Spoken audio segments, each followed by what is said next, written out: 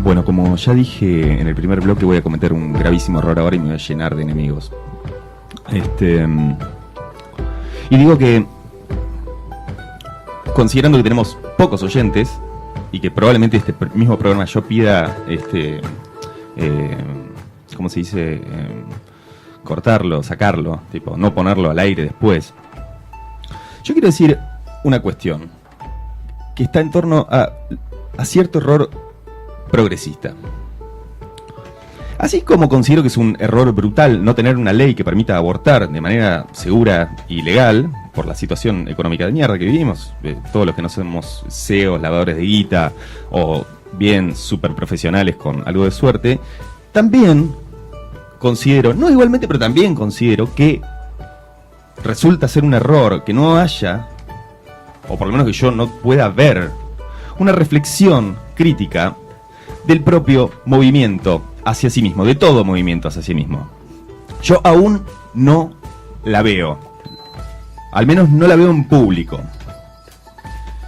El primer error, es decir, la falta de una ley que legalice el aborto, se lleva puestas vidas de mujeres.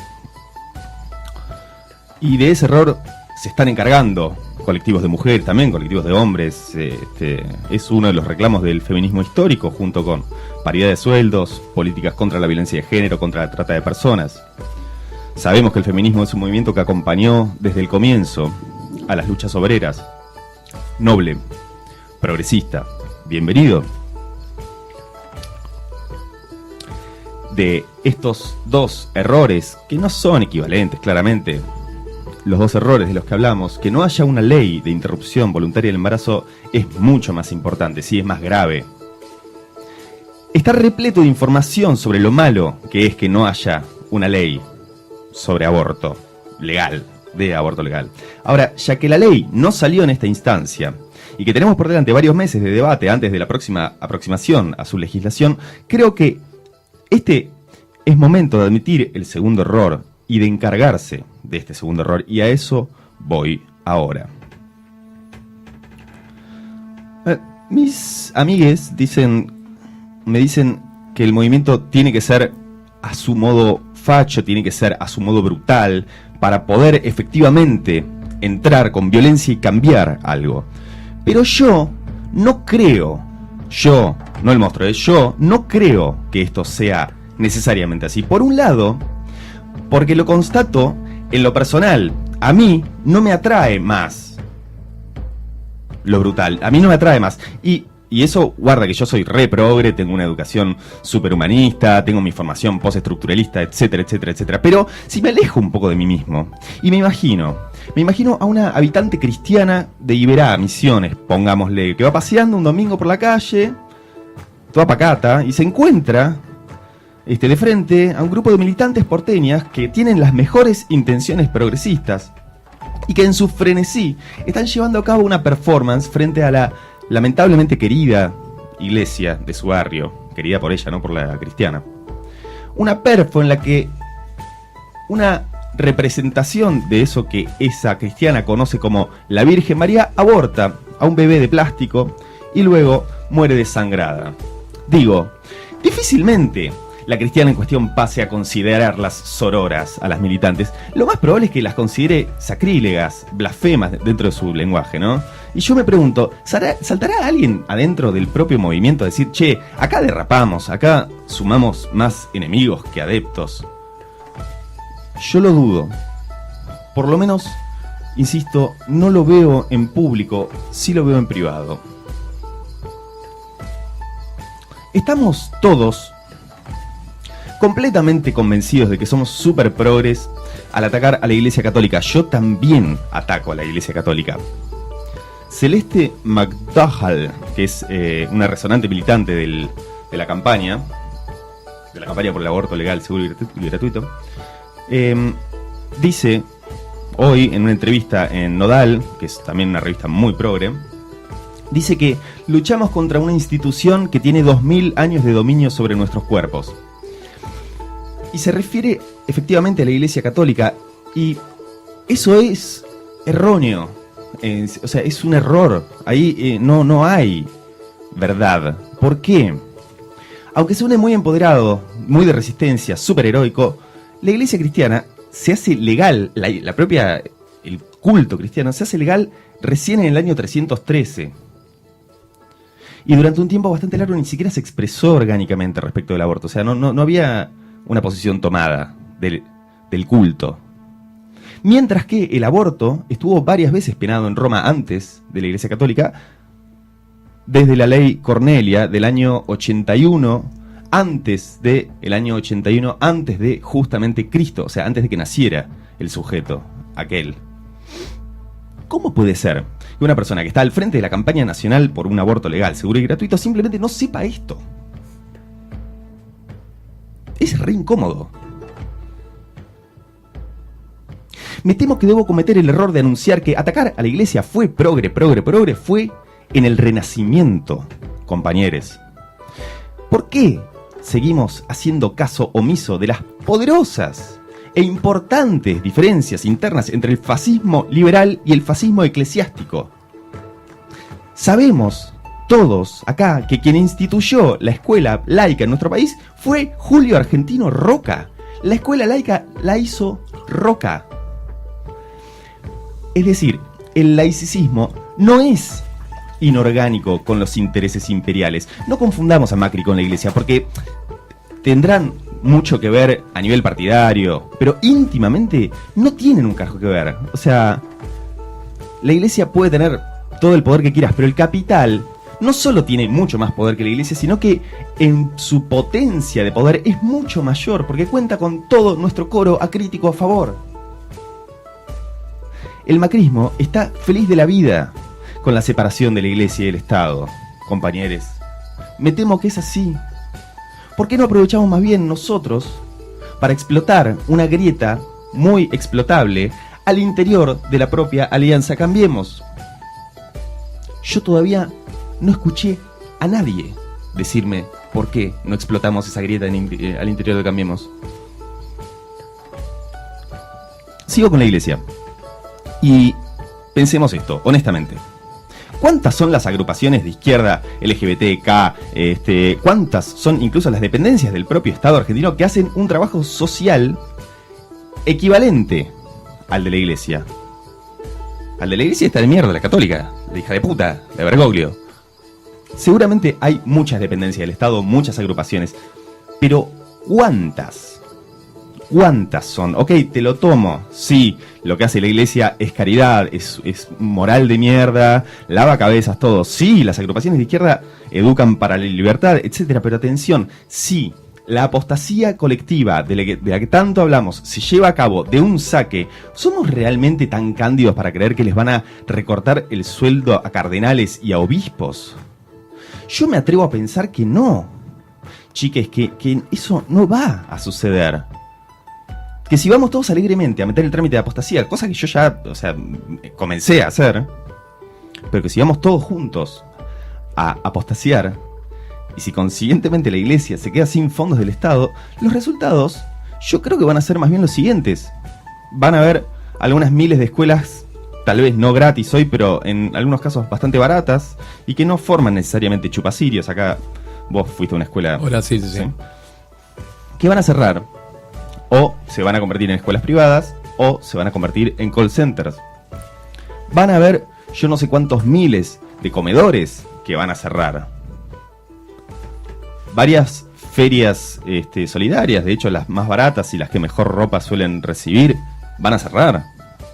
Las ollas populares, o muchas de ellas, van a tender a desaparecer. Entonces, hambre va a haber y va a haber más. O sea, seamos todo lo progre que querramos ser, pero no seamos otarios, carajo. Por otra parte, esto es un hecho. Hay mucha gente que necesita tener un pensamiento de trascendencia. ¿Por qué lo necesita? ¿Qué sé yo? Porque encuentra su vida terrenal frustrante. Entonces, uno puede decir, che, qué pelotudo, Inmaculada Concepción, dale, hacete cargo. Pero ese es el deseo de uno. O sea, tal vez el creyente en cuestión no quiere hacerse cargo, ni lo va a hacer. No lo va a hacer porque uno venga con su postura de libertad, igualdad y no lo va a hacer. Decir, mira, yo estoy con la cruz, man.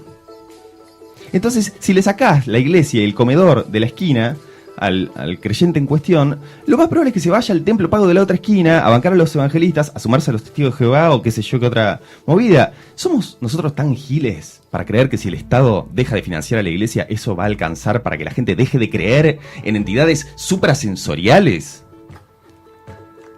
Me parece demasiado. Me parece torpe. Me parece un error. Esta columna se llama El humanismo, el error de mi vida. Se preguntarán seguramente cómo es que puedo yo permitirme pensar y hablar tan, digamos, medievalmente.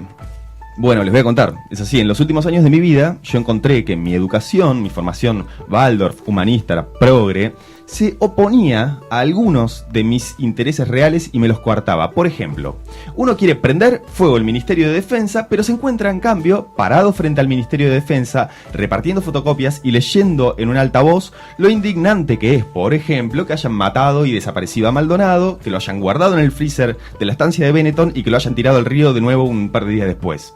Es decir, uno va a cara descubierta, posa frente a los compañeros y también a los periodistas, y pone cara de Canaletti o de Santo Biasati diciendo esto no puede ser, que esté pasando, bla, pero lo cierto es que sí, que pasa, está pasando. Lo cierto es que la población está siendo saqueada, que nos gobiernan las corporaciones, que se concentran exponencialmente la riqueza, el poder y los medios. Los ríos tienen cianuro, hay miles de militares israelíes en la Patagonia, hay nuevas bases yanquis, hay una base china, en fin, las condiciones de avasallamiento de nuestros derechos y libertades están mucho más que dadas. Y yo no puedo romper nada porque me dijeron que violencia no, que Gandhi y toda la bola, que lo difícil y lo más importante es cambiarse uno mismo y que así cambia el mundo. Y me dijeron también que los enemigos son el ejército, la iglesia y el nacionalismo exacerbado. Y yo me lo creí. ¿Qué es ese humanismo? ¿De qué se trata? Bueno, durante el Renacimiento, una serie de tipos se pusieron a leer un montonazo, muchísimo, básicamente porque había familias que tenían ya mucha plata y podían bancarlos y comprarles los libros que circulaban por fuera de los centros de estudios cerrados que eran las abadías en el medioevo, ¿no? Y así empiezan a circular filósofos, sofistas, retóricos de la antigüedad y comienzan a sentirse estos sujetos lectores como parte de un todo intelectual universal, europeo, laico, digamos, o transcristiano, es decir, una tradición más antigua que el cristianismo que retoma de pronto para volver a poner al hombre en el centro y desplazar definitivamente a Dios. Esto es el siglo XV. Amigues, 1400, y nosotros tan orgullosos de ir a apostasearnos todes. Ahora, en la actualidad, los valores del humanismo, la educación, la crítica, el pensamiento religioso, la crítica al pensamiento religioso, perdón, la santa razón, el debate, el comentario, la civilidad, etc. Todos estos valores humanistas se encuentran, a mi pesar, a su pesar, al servicio del imperio. Porque el pensamiento crítico no resulta ser realmente crítico. Examinemos el último miércoles, el día de la votación, página 12, es decir, el medio más masivo de los medios considerados opositores a esta supuesta restauración conservadora que sería el macrismo, publica en las páginas 2 y 3 un gran título entre desafiante y triunfal que dice "La ola verde ante su último desafío". Y yo digo, ¿qué? ¿Qué? ¿El último desafío? ¿Cómo, señores? ¿Qué hacemos con las 250 personas que son robadas año a año en este país para abultar la red de trata? ¿Qué hacemos con los femicidios? ¿Qué hacemos con las cínicas y brutales diferencias en los sueldos entre los varones y las mujeres? El error, creo, en este caso, radica en el triunfalismo. Yo no estoy de acuerdo con Pino Solanas, no me emociona a mí su discurso. Porque poner en agenda el aborto legal es algo que empujaron las mujeres, sí, sin ninguna duda. Y todos los progresistas lo empujamos, pero es algo que ejecutó el macrismo, que de paso puso en agenda el aborto sociedad anónima, pero eso es otro tema. Perdón, hermanas, si esto califica como mansplaining. Permítame aclarar primero que no me refiero a qué debe hacer la mujer, ni ninguna mujer en particular, me refiero a cómo hacer ahora para restarle poder al Estado corporativo y corrupto que nos está esquilmando a las personas en general. ¿Cómo hacer para no contentarse con un caramelito, que sería el aborto legal, que en verdad ni siquiera llega a ser tal, porque es un feto de caramelo, un caramelo recién fecundado, e inmediatamente abortado con misoprostol, porque no llegó a ser ley tampoco? Error, amigos, error. No hay nada que festejar. El aborto legal va a ser ley, sí, lo va a hacer, en parte porque su militancia es constante, y también en parte porque el aborto es fiel a los intereses del imperio, como casi cualquier propuesta progresista. Y porque el imperio ya tiene aceitadísima la máquina para hacer de esa práctica un hábito, y del hábito un negocio redondo. Si quieren googlear Planned Parenthood Federation, es otro monstruo de otro día. Ahora, si vamos a hacer la ley en el próximo ciclo, aprovechemos para exigir que no pueda ser esto un negocio privado. Si vamos a apostasiar, aprovechemos para exigirle al Estado, en el mismo trámite, que al separarse de la Iglesia destine todos esos fondos a trabajo social, a educación laica y pública en escuelas donde no te metan la cruz por el orto, pero tampoco exploten por escapes de gas y falta de mantenimiento los docentes y los directores. La Iglesia es una institución de mierda, sí. El patriarcado que caiga y se haga mierda. Pero quien le caga la vida a la mayoría de las personas que conoces es el capital. Es el capital. Entonces sospecha de todo aquello en lo que creas, y que el capital, a la vez de una u otra manera, te demuestra que banca. Es una opción táctica. Es otra opción táctica, porque el daño, ya sabemos, está hecho. Babasónicos, la pregunta.